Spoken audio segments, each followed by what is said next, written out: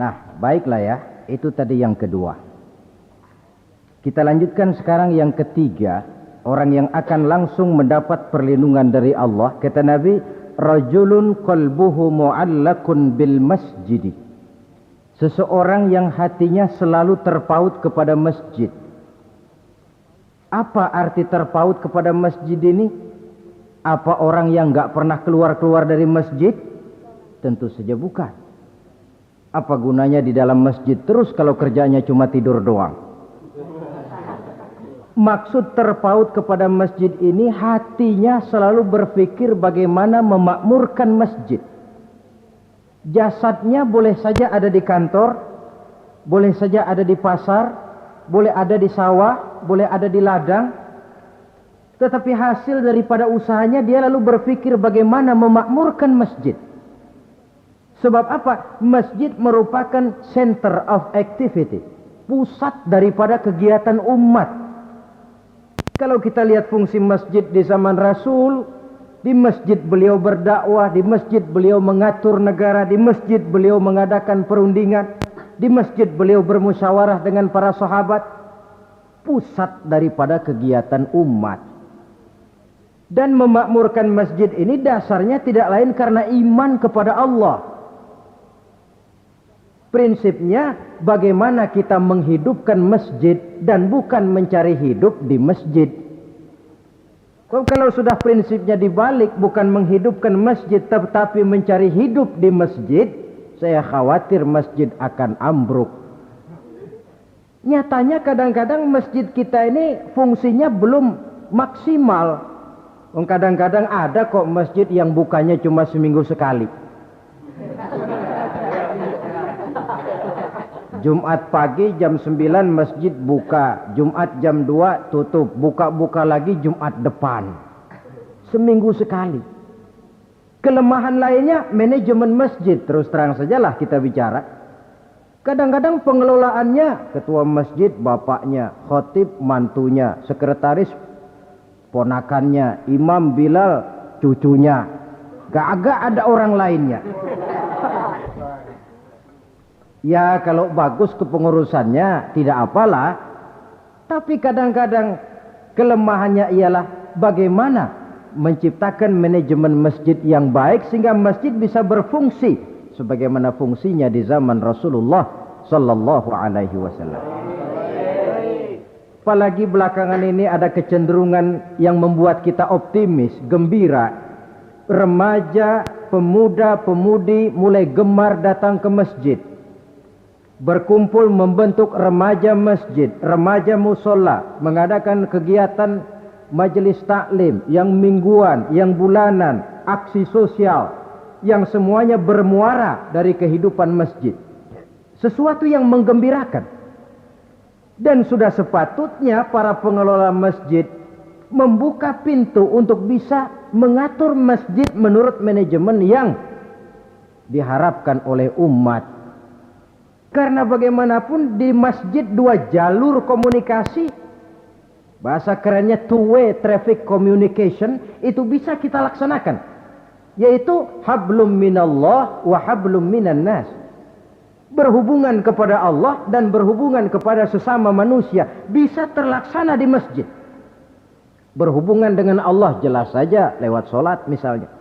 Berhubungan dengan sesama manusia jelas saja lewat musyawarah, lewat majelis taklim, lewat kegiatan-kegiatan yang mensyiarkan agama. Dan begitu selanjutnya. Saudara hadirin yang saya hormati, memakmurkan masjid sebagai rumah Allah. Sebab dalam hadis kursi Allah katakan, inna buyuti fil ardi al masajid wa inna zuwari fiha ummaruha. Rumahku di permukaan bumi adalah masjid-masjid, kata Allah. Dan orang-orang yang memakmurkan masjid, orang yang datang ke masjid adalah tetamuku. Kalau Allah memerintahkan kita menghormati tamu, tentu Allah lebih tahu bagaimana menghormati tamunya sendiri. Allah mengajarkan kita, hormatilah tamumu. Sekarang kita yang menjadi tamunya Allah dengan datang ke masjid, dengan memakmurkan masjid, Allah lebih tahu menghormati tamunya. Ini yang ketiga. Yang keempat, hadirin, orang yang langsung mendapat perlindungan dari Allah itu rajulani tahabba fillahi ijtama'a alaihi wa tafarraqa alaihi. Dua orang yang menjalin persaudaraan, yang bertemu dan berpisah karena Allah, bersaudara karena Allah. Bukan karena orang punya pangkat tinggi lalu kita temani, bukan karena orang kaya lalu kita dekati, tetapi karena Allah. Kau di jalan Allah, mari kau saudara saya. Kau keluar dari jalan Allah, maaf sajalah, bawalah dirimu sendiri, saya akan membawa diri saya. Lebih baik sendiri daripada berteman jahat. Berdua memang lebih baik daripada sendiri, tapi sendiri lebih baik daripada berteman jahat. Maksudnya apa ini? Sederhana dalam benci, sederhana dalam cinta. Ukurannya Allah.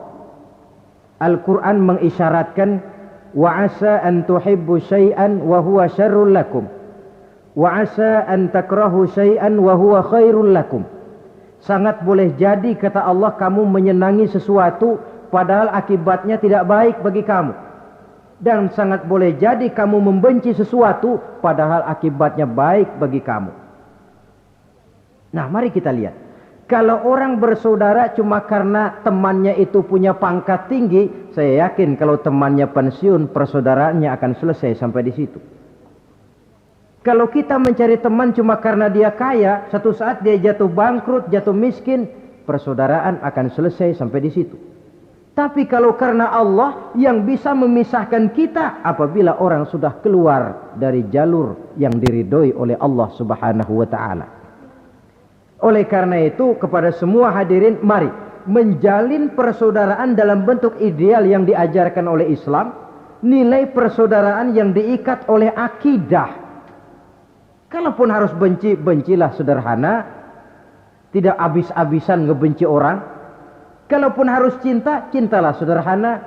Boleh jadi yang hari ini kita benci bukan main, besok kita senangi. Mungkin yang hari ini kita cintai mati-matian, besok sudah berubah menjadi yang kita benci. Sederhana saja, tidak usah berlebih-lebihan. Kalau nilai persaudaraan yang diajarkan ini bisa kita wujudkan, persaudaraan yang diikat dengan nilai akidah, maka dari persaudaraan semacam itu, insya Allah kita bisa berbuat banyak untuk kepentingan diri, keluarga, masyarakat kita pada umumnya. Ini kelompok yang keempat. Orang kelima yang nanti langsung mendapat perlindungan Allah, rajulun da'athum ra'atun zatu mansibin wa jamalin ila nafsiha faqala inni akhafullaha rabbal alamin. Seorang laki-laki, kata Nabi, yang dipanggil oleh perempuan cantik. Laki-laki normal dipanggil oleh perempuan cantik. Untuk apa? Diajak melakukan perbuatan yang negatif. Tidak ada orang yang tahu. Tempatnya sepi. Apa yang terjadi? Orang ini berkata, inni akhafullaha rabbal alamin. Maaf saja, saya takut kepada Allah. Orang yang bermoral nanti di akhirat langsung dilindungi oleh Allah. Tidak mudah jatuh oleh bujuk rayu. Tidak mudah terpesona oleh wajah-wajah yang menggiurkan. Seperti dalam sejarah yang terkenal itu Nabi Yusuf alaihi salam. Kenal kan Nabi Yusuf? Nabi Yusuf itu bekerja di istana Kitfir. Kitfir ini punya istri namanya Zulaikha. Orangnya cantik. Diam-diam Zulaikha ini rupanya naksir sama Yusuf. Satu hari suaminya tidak ada di rumah, pintu dikunci-kunciin. Setelah pintu semua terkunci, dia panggil Nabi Yusuf, "Hai Talak, Yusuf, sini." Kata Yusuf, "Mau ngapain?" "Pokoknya sini." "Iya, mau ngapain?" "Iya, kayak orang-orang, ngapain sih?"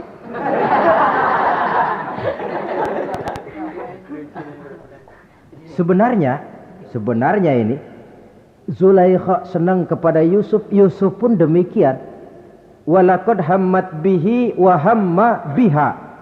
Zulaikha menyenangi Yusuf, Yusuf pun menyenangi Zulaikha.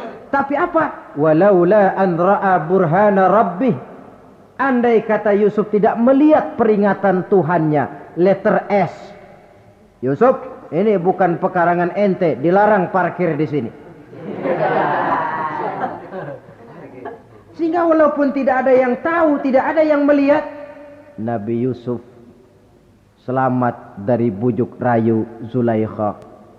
Mempertahankan nilai-nilai moral di tengah kemajuan zaman memang merupakan pekerjaan yang tidak ringan. Merupakan pekerjaan yang sangat berat. Akan ada saja cobaan, akan ada saja gangguan yang kita temui di sepanjang perjalanan hidup ini. Tapi sebaliknya, kalau orang sudah tidak lagi menjunjung moral yang tinggi, lalu hidup menurut selera sendiri-sendiri, ya kita lihatlah lahirnya kebudayaan kumpul kebo yang diawali dengan free sex yang mengarah kepada Samenleben alias hidup bersama tanpa nikah. Memang sebabnya boleh jadi macam-macam. Mungkin karena broken home, nggak merasa diperhatikan di rumah, ibu bapak sibuk lalu anak mencari kesibukan sendiri. Mungkin karena tekanan ekonomi dalam kehidupan miskin, lalu ada yang menawarkan kerjaan, tidak taunya malah dilemparkan ke lembah hitam. Mungkin juga karena pengaruh pergaulan dari lingkungan baik-baik lalu berteman dengan yang tidak baik, hanyut di telan arus pergaulan. Mungkin juga pengaruh kebudayaan yang dia tonton, buku yang dia baca, film yang dia lihat, ikut mewarnai dan membentuk kepribadiannya. Tapi apapun alasannya, satu hal yang jelas, semuanya berangkat dari rapuhnya pegangan orang kepada nilai-nilai agama. Sebab sumber nilai moral yang tertinggi tidak lain agama adanya. Intinya apa? Intinya tidak lain, orang yang beragama itu meyakini bahwa kemanapun dia pergi, dimanapun dia berada, Allah selalu melihat yang dia lakukan. An ta'budallaha ka'annaka tarahu fa illam takun tarahu fa innahu yaraka. Begitu yang kita pelajari dalam ihsan. Engkau beribadah kepada Allah seolah-olah kau lihat Allah. Kalaupun Allah tidak kau lihat, yakinlah Allah melihatmu. Jadi kalau saya sendiri, yang kedua itu Allah. Dibujuk rayu oleh cewek cakep, ayo dah bang, gak ada orang, kita cuma berdua. Dia bilang enggak, kita enggak berdua, bertiga. Berdua bang, bertiga. Yang ketiga siapa? Lu, gue, Allah, tiga.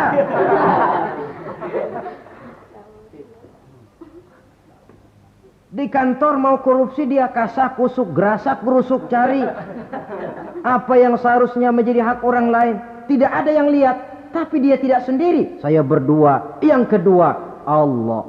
Merasakan kehadiran Allah dekat dalam hidup. Nilai moral semacam ini menyelamatkan masyarakat. Pantas kalau orang semacam ini di akhirat nanti langsung mendapat perlindungan dari Allah Subhanahu wa ta'ala. Karena itu terutama adik-adik remaja yang hadir, sebenarnya yang paling mahal dalam hidupmu adalah harga dirimu.